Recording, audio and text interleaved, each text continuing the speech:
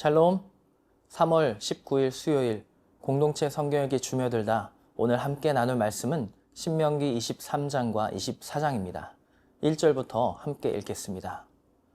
총회에 들어오지 못하는 사람들, 고환이 상한 자나 음경이 잘린 자는 여호와의 총회에 들어오지 못하리라. 사생자는 여호와의 총회에 들어오지 못하리니 10대에 이르기까지도 여호와의 총회에 들어오지 못하리라. 암몬 사람과 모압 사람은 여호와의 총회에 들어오지 못하리니 그들에게 속한 자는 10대뿐 아니라 영원히 여호와의 총회에 들어오지 못하리라. 그들은 너희가 애굽에서 나올 때에 떡과 물로 너희를 길에서 영접하지 아니하고 메소보다미아의 부돌 사람 부올의 아들 발람에게 뇌물을 주어 너희를 저주하게 하려 하였으나 내 하나님 여호와께서 너를 사랑하심으로 내 하나님 여호와께서 발람의 말을 듣지 아니하시고 내 하나님 여호와께서 그 저주를 변하여 복이 되게 하셨나니 내 평생에 그들의 평안함과 형통함을 영원히 구하지 말지니라. 너는 에돔 사람을 미워하지 말라. 그는 내 형제임이니라. 애굽 사람을 미워하지 말라. 내가 그 땅에서 객이 되었음이니라. 그들의 3대 후 자손은 여호와의 총회에 들어올 수 있느니라. 진영을 거룩하게 하는 법. 내가 적군을 치러 출진할 때에 모든 악한 일을 스스로 삼갈지니 너희 중에 누가 밤에 몽설함으로 부정하거든 진영 밖으로 나가고 진영 안에 들어오지 아니하다가 해 질 때에 목욕하고 해 진 후에 진에 들어올 것이요 내 진영 밖에 변소를 마련하고 그리로 나가되 내 기구에 작은 삽을 더하여 밖에 나가서 대변을 볼 때에 그것으로 땅을 팔 것이요 몸을 돌려 그 배설물을 덮을지니 이는 내 하나님 여호와께서 너를 구원하시고 적군을 내게 넘기시려고 내 진영 중에 행하심이라. 그러므로 내 진영을 거룩히 하라. 그리하면 내게서 불결한 것을 보시지 않으므로 너를 떠나지 아니하시리라. 기타 규정. 종이 그의 주인을 피하여 내게로 도망하거든 너는 그의 주인에게 돌려주지 말고 그가 내 성읍 중에서 원하는 곳을 택하는 대로 너와 함께 내 가운데에 거주하게 하고 그를 압제하지 말지니라. 이스라엘 여자 중에 창기가 있지 못할 것이요 이스라엘 남자 중에 남창이 있지 못할지니 창기가 번 돈과 개 같은 자의 소득은 어떤 서원하는 일로든지 내 하나님 여호와의 전에 가져오지 말라. 이 둘은 다 내 하나님 여호와께 가증한 것임이니라. 내가 형제에게 꾸어주거든 이자를 받지 말지니 곧 돈의 이자, 식물의 이자, 이자를 낼 만한 모든 것의 이자를 받지 말 것이라. 타국인에게 내가 꾸어주면 이자를 받아도 되거니와 내 형제에게 꾸어주거든 이자를 받지 말라. 그리하면 내 하나님 여호와께서 내가 들어가서 차지할 땅에서 내 손으로 하는 범사의 복을 내리시리라. 내 하나님 여호와께 서원하거든 갚기를 더디하지 말라. 내 하나님 여호와께서 반드시 그것을 내게 요구하시리니 더디면 그것이 내게 죄가 될 것이라. 내가 서원하지 아니하였으면 무죄하리라. 그러나 내 입으로 말한 것은 그대로 실행하도록 유의하라. 무릇 자원한 예물은 내 하나님 여호와께 내가 서원하여 입으로 언약한 대로 행할지니라. 내 이웃의 포도원에 들어갈 때에는 마음대로 그 포도를 배불리 먹어도 되느니라. 그러나 그릇에 담지는 말 것이요 내 이웃의 곡식밭에 들어갈 때에는 내가 손으로 그 이삭을 따도 되느니라. 그러나 내 이웃의 곡식밭에 낫을 대지는 말지니라. 24장입니다. 이혼과 재혼. 사람이 아내를 맞이하여 데려온 후에 그에게 수치되는 일이 있음을 발견하고 그를 기뻐하지 아니하면 이혼 증서를 써서 그의 손에 주고 그를 자기 집에서 내보낼 것이요 그 여자는 그의 집에서 나가서 다른 사람의 아내가 되려니와 그의 둘째 남편도 그를 미워하여 이혼 증서를 써서 그의 손에 주고 그를 자기 집에서 내보냈거나 또는 그를 아내로 맞이한 둘째 남편이 죽었다 하자.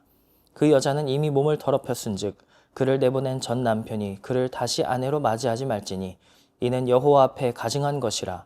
너는 내 하나님 여호와께서 내게 기업으로 주시는 땅을 범죄하게 하지 말지니라. 기타 규정. 사람이 새로이 아내를 맞이하였으면 그를 군대로 내보내지 말 것이요 아무 직무도 그에게 맡기지 말 것이며 그는 1년 동안 한가하게 집에 있으면서 그가 맞이한 아내를 즐겁게 할지니라. 사람이 맷돌이나 그 윗짝을 전당 잡지 말지니 이는 그 생명을 전당 잡음이니라. 사람이 자기 형제 곧 이스라엘 자손 중 한 사람을 유인하여 종으로 삼거나 판 것이 발견되면 그 유인한 자를 죽일지니 이같이 하여 너희 중에서 악을 제할지니라.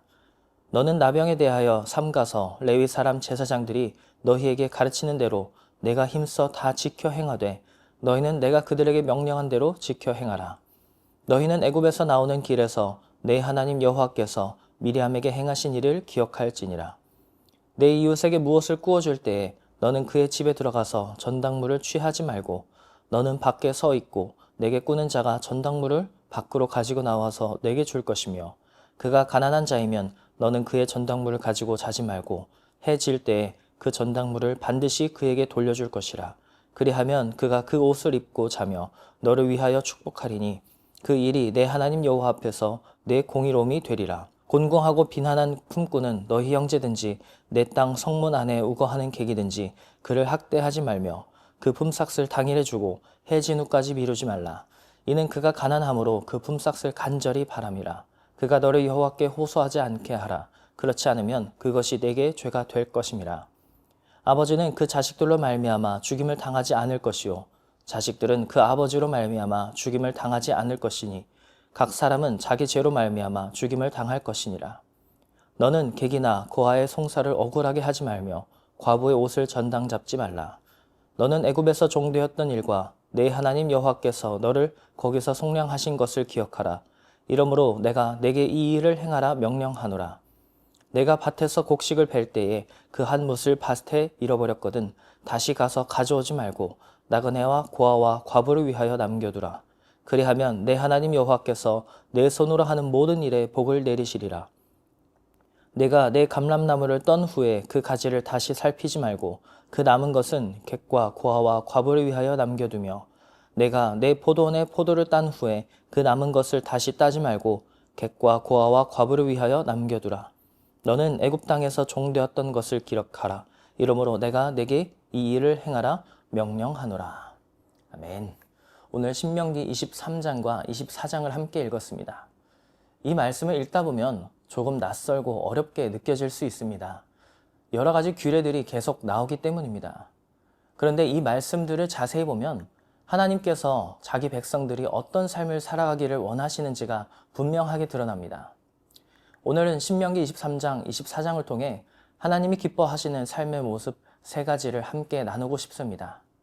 첫째, 하나님은 우리가 거룩하게 살아가기를 원하십니다. 신명기 23장에는 이스라엘 진영을 거룩하게 하라는 말씀이 나옵니다. 왜냐하면 하나님께서 그들 가운데 행하셨기 때문입니다. 하나님이 함께 하시는 공동체이기에 그 진영은 아무렇게나 둘 수 없었습니다. 이 말씀은 오늘 우리에게도 똑같이 적용됩니다. 우리는 예배실 안에서만 하나님의 사람이 아니라 집에서도, 직장에서도, 운전할 때도, 혼자 있을 때에도 하나님 앞에 살아가는 사람들입니다. 그래서 우리의 신앙은 예배 시간만 반짝하는 것이 아니라 일상의 자리에서 드러나야 합니다. 예를 들면 이런 것입니다. 말을 함부로 하지 않는 것, 마음속에 품은 죄를 방치하지 않는 것, 아무도 보지 않을 때에도 정직하려고 애쓰는 것, 작은 유혹 앞에서도 나는 하나님 앞에 서 있다는 마음으로 자신을 지키는 것입니다. 거룩은 대단한 것만 의미하지 않습니다. 매일의 삶 속에서 하나님이 함께 하신다는 사실을 기억하며 조금씩 자신을 구별해 가는 것이 거룩입니다. 오늘 하루도 주님, 제 마음과 생각과 말과 행동을 거룩하게 해주십시오. 이렇게 기도하며 살아가면 좋겠습니다. 둘째, 하나님은 우리가 하나님 앞에 진실하게 살아가기를 원하십니다. 신명기 23장에는 형제에게 이자를 받지 말라는 말씀도 나오고 서운한 것은 더디 갚지 말라는 말씀도 나옵니다. 또 불의한 것을 하나님께 가져오지 말라는 뜻도 담겨 있습니다. 이 말씀들이 공통적으로 말하는 것은 하나님 앞에서 진실하라는 것입니다. 신앙은 겉모습만 그럴듯하게 보이는 것이 아닙니다. 예배드릴 때만 경건해 보이고 삶에서는 전혀 다르게 살아간다면 그것은 하나님이 원하시는 모습이 아닙니다. 하나님은 우리의 입술만이 아니라 우리의 중심과 삶의 태도를 보십니다. 그래서 우리는 이런 질문을 해봐야 합니다. 내가 하나님 앞에서 드리는 고백이 실제 삶으로 이어지고 있는가? 내가 기도할 때 했던 결단을 일상 속에서 지키려 하고 있는가? 나는 사람을 대할 때 사랑보다 개선이 앞서고 있지는 않은가? 우리는 때때로 하나님께는 잘 믿는 사람처럼 보이고 싶고 사람들 앞에서는 괜찮은 사람처럼 보이고 싶어 합니다. 그런데 하나님은 겉모양보다 진실함을 원하십니다. 작은 약속도 가볍게 여기지 않고 말한 것은 지키려고 애쓰고 신앙의 언어가 실제 삶의 태도로 이어지는 것, 그것이 하나님 앞에 진실하게 살아가는 모습입니다. 오늘 하루는 주님, 제 신앙이 말뿐인 신앙이 아니라 삶으로 이어지는 진실한 신앙이 되게 해주십시오. 이렇게 기도하면 좋겠습니다. 신명기 23장과 24장은 여러 규례가 나열된 말씀처럼 보이지만 그 중심에는 하나님의 분명한 마음이 있습니다. 하나님은 우리에게 거룩하게 살라고 하십니다. 진실하게 살라고 하십니다. 그리고 자비롭게 살라고 하십니다. 이 세 가지는 따로 떨어진 것이 아닙니다. 하나님을 진실하게 사랑하는 사람은 삶을 거룩하게 지켜가게 되고, 그렇게 하나님 은혜를 기억하는 사람은 이웃을 향해서도 자비롭게 살아가게 됩니다. 오늘 하나님께서 우리의 가정과 일터와 발걸음 위에 함께 하시고 우리의 삶이 하나님이 기뻐하시는 삶이 되기를 주님의 이름으로 축복합니다. 오늘 우리 교회 가운데 이루어지는 예배와 사역 함께 나누겠습니다. 오늘 수요일 오전 10시 30분에는 대전과 세종 캠퍼스에서 수요 오전 예배가 있습니다. 하나님께서 각 예배 가운데 은혜를 부어주시고 말씀과 기도로 우리의 공동체가 더욱 하나님께 가까워지는 시간이 되기를 소망합니다. 시간이 되시는 성도님들께서는 함께 예배의 자리로 나오셔서 은혜를 누리시면 좋겠습니다. 오늘도 하나님과 동행하는 복된 하루 보내시기를 축복합니다.